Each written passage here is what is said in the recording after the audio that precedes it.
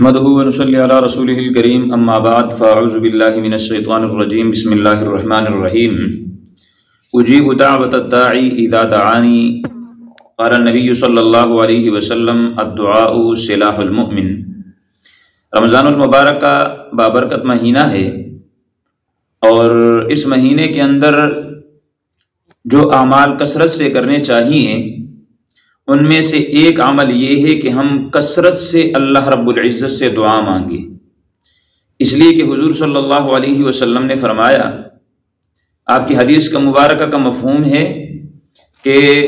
روزہ دار آدمی جو ہے اس کی دعا رد نہیں کی جاتی۔ اور ایک اور حدیث مبارکہ میں آپ صلی اللہ علیہ وسلم نے فرمایا کہ 3 آدمی ایسے ہیں کہ جن کی دعا کو اللہ تعالی رد نہیں کرتا۔ پہلے نمبر پہ حضور نے فرمایا کہ عادل بادشاہ، دوسرے نمبر پہ مظلوم مسلمان، اور تیسرے نمبر پہ روزہ دار آدمی جب وہ روزہ افطار کرتا ہے۔ تو افطاری کے وقت جسے ہم ضائع کرتے ہیں، ہم اپنی عام روٹین کے اندر اسے گزارتے ہیں اور اس ٹینشن کے اندر ہم مبتلا ہوتے ہیں کہ ہمارا یہ وقت کیسے گزر جائے اور کتنی جلدی ہم جو ہے نا وہ اس کے لیے یا تو ہم گپوں کی مجلسیں قائم کر دیتے ہیں یا ہم موبائل یوز کرنے کے اندر اس وقت کو ضائع کر دیتے ہیں یا ہم باہر گھومنے پھرنے کے اندر اس وقت کو ضائع کر دیتے ہیں، جبکہ میرے بھائی حضور صلی اللہ علیہ وسلم نے فرمایا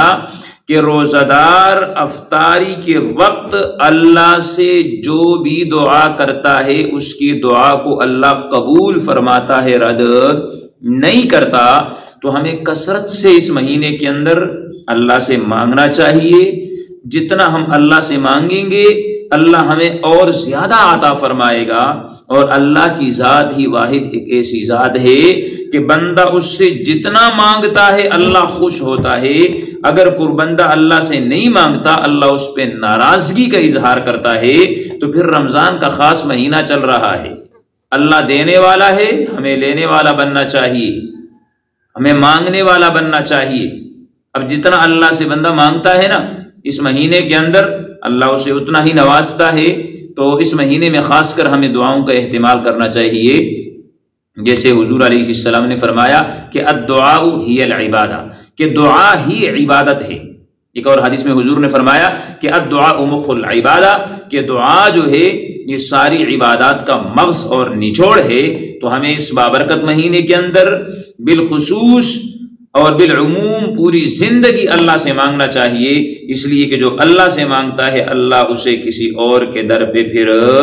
نہیں بھیجتا، اسے پھر کسی اور پہ در کے جانے کی ضرورت نہیں ہوتی۔ اللہ رب العزت عمل کرنے کی توفیق عطا فرمائے، زندگی باقی